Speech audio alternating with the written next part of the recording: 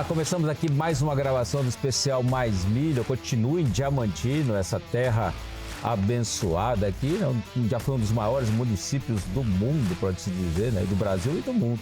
Aí eu estou aqui na Fazenda Aricá, né? Eu estou aqui com o Lucas Konajeski.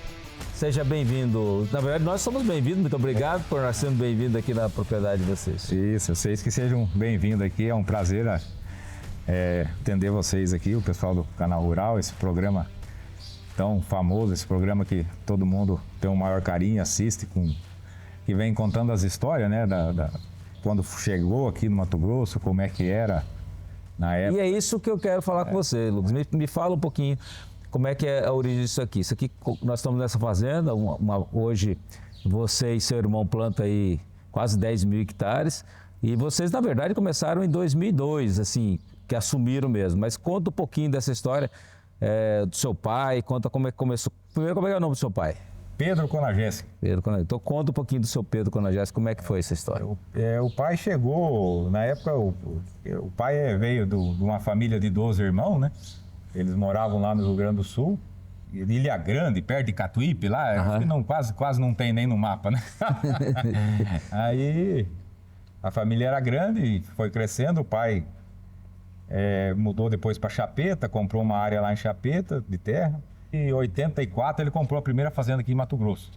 Mas antes eu quero pedir uma licença, assim, que você estava me contando, que é interessante, que eram 12 irmãos. Sim. E cada vez que seu pai levava um caminhão, né, uma carrada de porco para a cidade, vendia e comprava uma terra. Naquela época, a gordura, o óleo que tinha, vamos dizer assim, era a banha de porco, não tinha óleo vegetal naquela época. Então, a banha de porco era mais cara do que a própria carne do porco.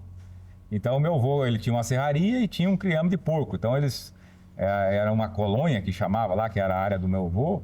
Eles plantavam milho de matraca, colhiam de mão, tratavam o porco, e quando dava, por exemplo, um caminhão de porco, que fazia a venda do caminhão de porco, o meu avô comprava uma colônia de terra que era para dando para os filhos, conforme ia casando. Então, dos 12 filhos, todos eles ganharam uma colônia de terra conforme ia casando. E através dessa colônia de terra que seu pai daí ele foi adquirindo, comprou propriedade e comprou essa terra aqui. Isso aí. E que não foi simples, né? Não, foi muito sofrido, né? Na época, Deus sempre na frente, né? Desde o meu avô, todo domingo era na missa, nunca falhou um domingo e na verdade, Deus que preparou isso aqui, porque na época que o meu pai veio para o Mato Grosso, todo mundo falava assim, Mato Grosso é para quem matou o pai e a mãe, né? Então, aqui era uma loteria, ninguém sabia se isso aqui ia dar certo, porque aqui era tudo estrada de chão, a agricultura não estava começando, não tinha variedade, nada que falava que podia produzir. E ele veio para cá e como fosse uma graça de Deus, conseguiu esse lugar abençoado aqui, que é perto do calcário, que hoje é uma coisa que a gente tem que todo ano repor o calcário, né? E foi passando por muitas dificuldades. Agora você, como é que começou? Você estava estudando, você me falou que primeiro, quando vieram para cá, morou em Rondonópolis, depois foi para Tangará da Serra, depois veio para Diamantino. E você, com quantos anos você veio para a roça? Eu vim para a roça com 14 anos. Com a lata de porco, de banha de porco e arroz. 14 anos o pai comprou a fazenda chamada Cereal Ouro. E era tudo serradinho, aquele serradinho leve na época.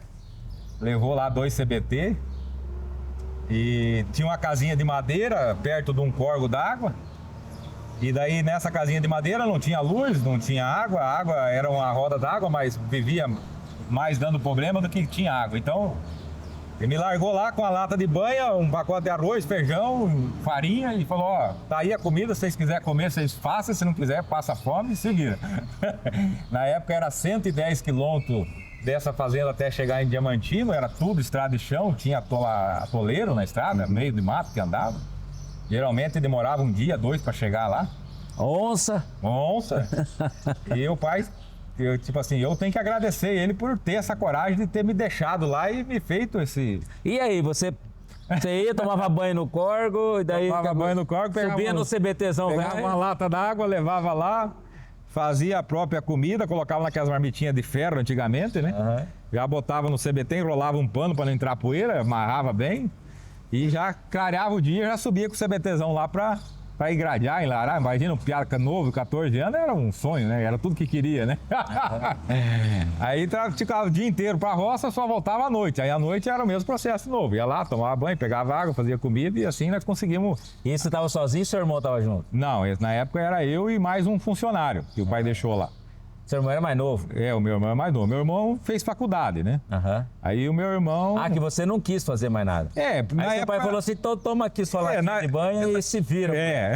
Ah, ele te deu uma costa, né? Tá certo. Na época, ele comprou aquela fazenda e chegou nas épocas da férias escolar, e aí ele me levou lá e me largou lá, na férias escolar, né? Aí quando acabou as férias escolar, a mãe foi lá pra me buscar. Eu falei, eu não vou mais estudar, tanto serviço que tem pra fazer aqui, eu vou largar a mão de fazer o serviço que é importante aqui pra ir mexer com escola, e não fui mais. A mãe ficou brava na época e tal, mas acabei ficando lá.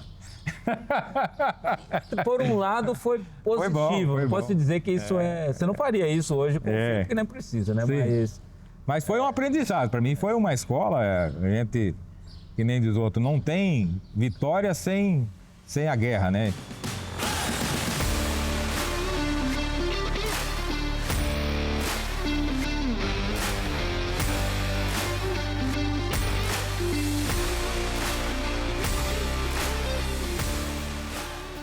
Aí depois você chegou aí pro Piauí, né? É, Se aventurou em Piauí. Começou, assim, independente do seu pai, independente de qualquer Em coisa. 2000, a produção aqui do Mato Grosso valia muito pouco, o soja era muito barato, o milho nem se tinha naquela época. E lá no Piauí estava abrindo uma fronteira nova e o preço do milho lá era muito bom, o preço do soja lá era muito bom. E aí eu já tinha um caminhão, um rodotrem, eu já tinha umas máquinas minhas que eu já trabalhava, né? E aí na época o pai falou, ó, vai lá pro Piauí porque lá é uma oportunidade, que o produto vale mais e tal, e me incentivou para lá e eu fui para lá. Aí lá eu abri uma fazenda lá, fiz armazém, fiz secador, fiz silo, fiz barracão, calcarei, arrumei e a fazenda estava pronta. Quando a fazenda estava pronta, a gente só sabia trabalhar e eu era novo, eu fui pro Piauí, tinha o quê? Uns 21 anos. Quando a fazenda estava pronta, os caras entraram com ação com nós para anular a escritura. E nisso que nós tinha vintenária, de quando comprou a escritura, tudo. Aí o advogado na época falou, não, isso aí não vai dar nada porque a documentação de vocês é boa. Mas na época quem comprava o juiz ganhava ação e a gente não sabia disso. Aí eu acabei passando por uma dificuldade lá. Os caras entraram arrestando soja e coisa e tal. E como eu tinha uma terra aqui que o pai tinha me dado, que era 500 hectares para mim dar em garantia, para mim fazer os meus financiamentos, eu não quis perder essa terra aqui. Aí eu peguei e apareceu o tal de Walker na época lá para comprar a fazenda. Eu vendi para mim livrar a minha matrícula aqui. E ele assumiu tudo a bronca e eu voltei para cá em 2004. Em 2004 a fazenda estava arrendada, a cereaora essa que eu abri para um arrendatário lá que não pagou. Aqui também estava arrendado para um outro arrendatário que também atrasou. Não vou falar. Só o arrendatário, gente boa. Ô, gente boa. E aí estava numa situação meio difícil, aí eu assumi. Aí o duro é que era gente boa. É que exatamente, tem que lembrar a situação... que 2004 foi um ano que foi a tragédia, realmente a gente teve uma inversão cambial. E foi quando aquele... 2004 foi um dos anos que deu origem àqueles tratoraços, caminhonaços, o grito do Ipiranga, foi exatamente ali e a coisa foi terrível. Aí como eu voltei do Piauí, aí o pai já estava meio desanimado, aí eu e meu irmão tinha acabado a faculdade, falei, vamos assumir tudo essas contas aí e vamos tocar. E aí o pai de vocês deu de graça assim para vocês? Deu de graça nada. Ah, não deu não? Na época tinha uma 7200, uma 6200, uma 1530, um CBT, uns trator velho, umas plantadeiras, uma Jumil, umas Jogo de chave? Jogo de chave, porco, galinha. Ele anotou tudo? Fez uma agenda e marcou tudo lá e... Somou tudo lá, deu uns 30 mil sacos, só não valia nada. Aí ele falou, vocês vão pagando isso aí por ano pra mim e eu quero o arrendamento pra mim ir pagando os pés, a securização que ele já tinha no nome dele. E então a gente já assumiu tudo, aquelas dívidas e se atraquemos. Na época era impagável aquelas dívidas, porque... Mas com a graça de Deus, a gente com muito trabalho, eu plantava, meu irmão passava veneno, depois nós colhia, nós trabalhava dia e noite... E conseguimos, até 2010, conseguimos pagar as contas tudo. E daí vocês fizeram uma revolução que nós vamos falar agora no próximo bloco.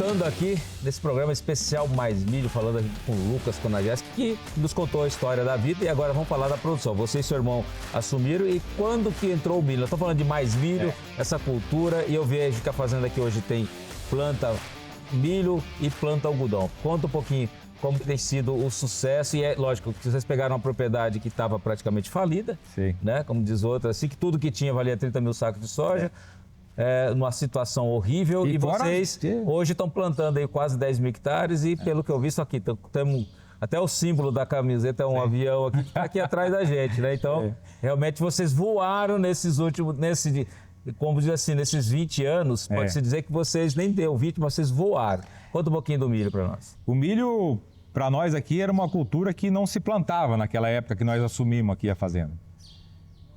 Não tinha esse costume de plantar milho, o milho não era commodity naquela época. Então, assim, quando a gente plantava um pouquinho de milho aqui, era para o consumo próprio, para galinha, para porco, que se criava aqui na fazenda mesmo. Aí, em 2005, se eu não me engano, por aí, a gente começou a plantar um pouco de milho e aí começou a se criar as primeiras granjas de galinha em Tangará da Serra e tal. Nova Marilândia? Nova Marilândia. Só que aí eu vendia o milho, pegava um cheque para 60, para 90 dias, daí o cheque voltava e... Isso era natural. Era natural. Mas comecemos a plantar o milho. Aí eu lembro que, se eu não estou me enganado, foi em 97, se eu não estou me enganado, o pessoal da Marge me pediu que estava vindo um grupo que estavam abrindo um comércio para virar exportação, para virar commodity, o milho.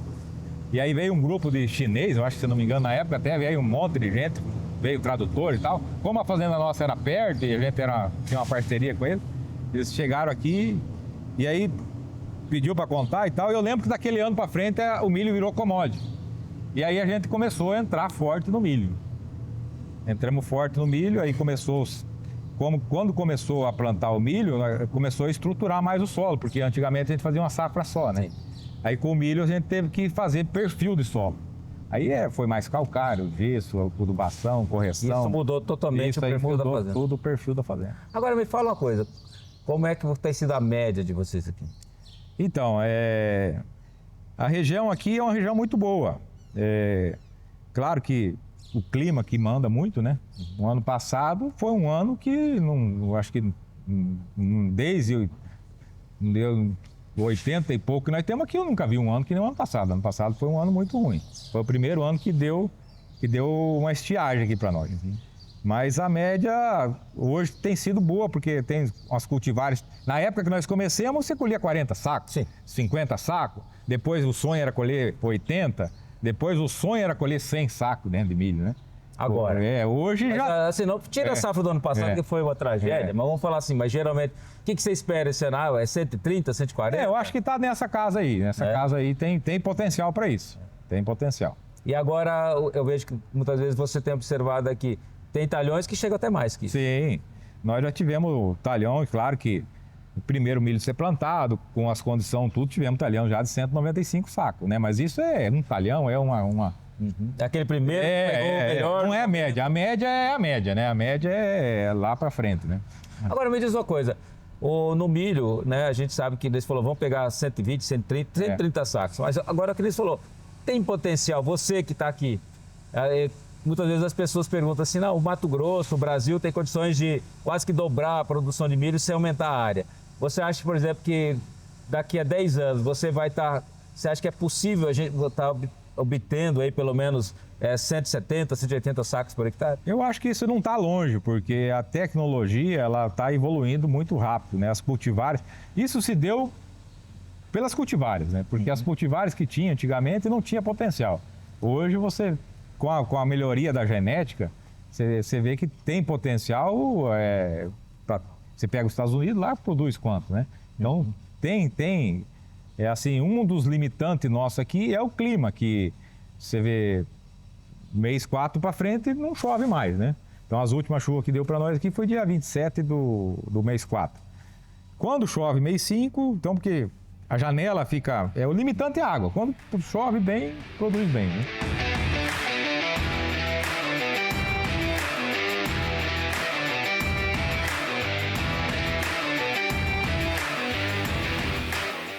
Agora é interessante, porque Diamantino, nessa região aqui, principalmente nesse, ela corta um pouquinho mais Corta cedo a um pouquinho chuva, mais cedo. né? Quando você pega, por exemplo, de Campo Novo para lá, Sim. já é menos. Então aqui, então por isso que eu falo, nesse caso aqui, você colher 120, 130 sacas, é realmente um bom Não, potencial. é bom potencial. E assim, Agora- tem anos que joga uma chuva no mês 5, mas não é pancada, não é geral, né? Agora me diz uma coisa, no caso do milho, o que vocês têm feito assim? Você tem feito algo diferente ou fazem uma adubação boa de nitrogênio? O que tem sido um segredo de colher bem milho? O milho, principalmente, é perfil de solo. Porque você vê, você tem que passar por essa fase que o milho está terminando de encher o grão agora, tentando buscar umidade. Então, primeiramente, você tem que ter um perfil de solo para não ter alumínio, para a raiz poder descer, e não pode ter compactação. Então, eu acho que um grande segredo seria isso. E adubação, eu acho que todo mundo faz adubação nitrogenada e tal. Tem ano que você faz e dá uma chuva e perde, né? Perde um pouco da adubação. Mas eu acho que o grande segredo aí é um perfil de solo e não ter compactação na área. Agora me fala qual que é o grande segredo que você vê no caso de vocês, de você e do seu irmão. Que hoje vocês continuam, vocês são aqui os dois, seu irmão fez agronomia. Sim. E como diz, está no escritório, porque como diz você, é muita burocracia, hoje é uma loucura, você está aqui. Mas vocês, vocês têm uma baita estrutura, estão plantando algodão, Sim. entendeu? E dá para se notar o sucesso, você vê a construção para um lado, construção para o outro, ampliando. O que tem sido o segredo de sucesso de vocês? Que você acha assim, você como uma agricultura familiar, entre você e seu irmão, pagando arrendamento para o pai, que diz que não é barato, né? Diz que é caro. O pai eu e meu irmão, ao longo desses anos, a gente adquiriu terra. Então a gente tem um pouco de terra, eu e meu irmão. Não, mas é isso que eu quero dizer. Além de vocês... E pagamos arrendamento também. Além de pagar arrendamento, vocês adquiriram terra. Sim. Então, quer dizer, mas se você for pensar, é um sucesso. Porque tem muita gente que está nessa e não vai. Eu acho que a primeira coisa é o plantar e o colher é um dom de Deus. Então, primeiramente, você tem que ter amor naquilo que você está fazendo. E oração, pedir que Deus mande a chuva, o sol na hora certa, porque o homem pode fazer o que ele quiser, que se não vem a água, o sol, não tem a produção. Então, a gente é muito devoto à Nossa Senhora, eu rezo o terço todo dia e graças a Deus a gente tem uma equipe que sem os funcionários a gente também não faz nada. E a gente, em todas as minhas orações de todos os dias, eu peço que Deus sempre coloque pessoas boas do nosso lado, e Deus sempre tem colocado, e a gente sozinho não faz nada. Então, esse carinho, esse ambiente familiar, onde todo mundo se coloca no lugar do outro, para poder a coisa andar, todo mundo, para poder as coisas acontecer, o que tem que ser feito, né? Agora, as decisões de investimento, vocês são muito agressivos ou vocês sempre são mais cautelosos e vão? Qual é o perfil de você e do seu irmão? Ou um é arrojado e o outro dá uma segurada? Eu sou muito agressivo e ele segura bastante. Isso ajuda. Porque geralmente é bom quando você tem um que quer fazer demais, mas se não segurar, quebra, né? É verdade. Quebra. E daí, no caso, vocês têm feito. E aí eu vejo que vocês partiram para o algodão também, que eu acho que também é uma coisa que eu acho que deu uma impulsionada boa também, né? O algodão, as terras nossas aqui, chegou num patamar de valores muito alto. E os arrendamentos, como a gente também, 60% das áreas nossas é arrendada, a gente chegou num ponto que ou arrendava as áreas nossas para o algodão ou nós entrávamos no algodão, né? Porque para poder ficar no mercado, né? E aí a gente acabou fazendo investimento. Deu uns anos bons para trás ali, a gente conseguiu alavancar um pouco e conseguiu entrar nos investimentos que precisava fazer. Fizemos a algodoeira, que é o principal investimento, que aqui na região de Diamantino, aqui perto da cidade de Diamantino, não tem nenhuma algodoeira, né? A primeira aqui do Diamantino. Tem Dessolândia, tem Campo Novo, mas aqui em Diamantino não. Entendi. Então, assim, a gente montou uma algodoeira ali grande, e tá pensando até em fazer para terceiro, né? Que já estamos fazendo, esse ano já vamos começar. Aqui que vocês estão montando. Já montemos, já está pronto. E que foi um dos maiores investimentos. E segundo foi máquina, né? E os primeiros investimentos que a gente fez já foi lá atrás, que foi no solo, para poder ter... É o principal. É o principal. Lucas, Felizmente, nosso tempo acabou. Sim. Muito obrigado aí por nos receber aqui na propriedade. Eu que agradeço. Deus abençoe sempre.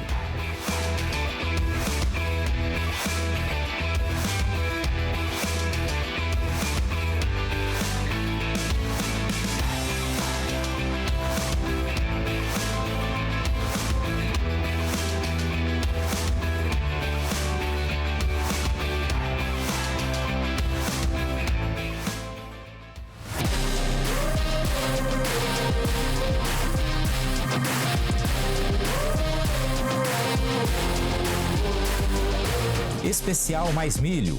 Realização: Canal Rural, Abra Milho e AproSoja Mato Grosso. Patrocínio: Bayer e Vence Tudo. Apoio: Calpar Calcário Agrícola, Brevante Sementes, Câmara Setorial de Equipamentos para Armazenagem de Grãos da Abimac, Armazena Mais Agro e Senar Mato Grosso do Sul.